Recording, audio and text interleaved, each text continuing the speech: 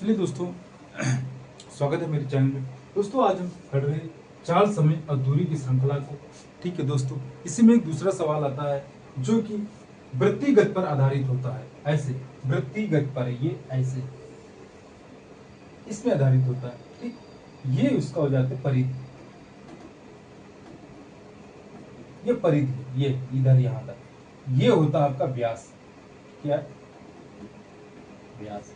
ये इतनी दूरी आर होती है, ये इसको बोलते हैं त्रिज्या। त्रिज्या, ठीक है।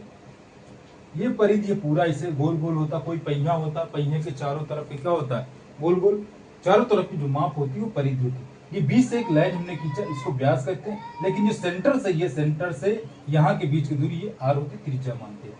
प्रश्न लिखा यदि एक बाइसिकल का पहिया 5.5 किलोमीटर चलने में 2500 चक्कर पूरे करता है तो पहिए का व्यास ज्ञात कीजिए। इसको हल करते हैं।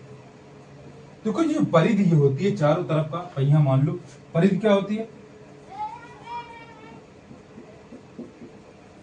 परिधि का सूत्र होता है 2πr।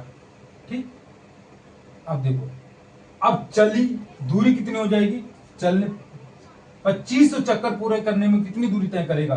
तो दूरी क्या हो जाएगी? ये दूरी बराबर होता है ये n गुणे परिधि।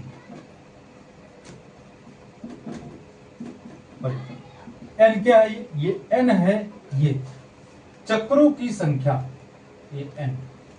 ठीक, इसको हम क्या लिख सकते हैं? n गुणे 2πr। ठीक, आप देखो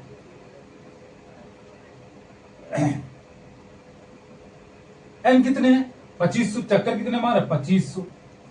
2500 गुणे, इसको हम पाई को इधर ले आएंगे और इसको 2r को बाहर कर लेंगे। ये व्यास जो होता है ये 2r होता है। 2r, यहां से दूरी क्या होती है? व्यास होती है। निकालना क्या हमको? व्यास निकालना 2r को। अब पाई बराबर क्या होता है? ये पाई, पाई बराबर होता है 22/7। इसका मान होता है पाई का। ठीक है, तो इधर देखो दूरी कितनी है? 5.5 किलोमीटर, यानी 5.5 किलोमीटर। इसको हम मीटर में बदलेंगे। ठीक है, क्या करेंगे? मीटर। 5.5 को हम 1000 से गुणा कर देंगे तो क्या हो जाएगा? मीटर में निकल आएगा। ठीक है, मीटर में समझते हो ना? देखो इधर पहले क्या था? देखो ये किलोमीटर में क्या था? 5.5 किलोमीटर। हमने क्या किया? 5 को 1000 से गुणा कर दिया, ये हो गया मीटर में। ठीक, क्या हो जाएगा? 5×55। ठीक, इसका क्या हो जाएगा? 2500 गुणे ये पाई का मान होता 22/7 गुणे। ठीक, ये इधर हो जाएगा आपका 5500, इधर हो जाएगा 2500 गुणे 22/7 गुणे 2r। ठीक,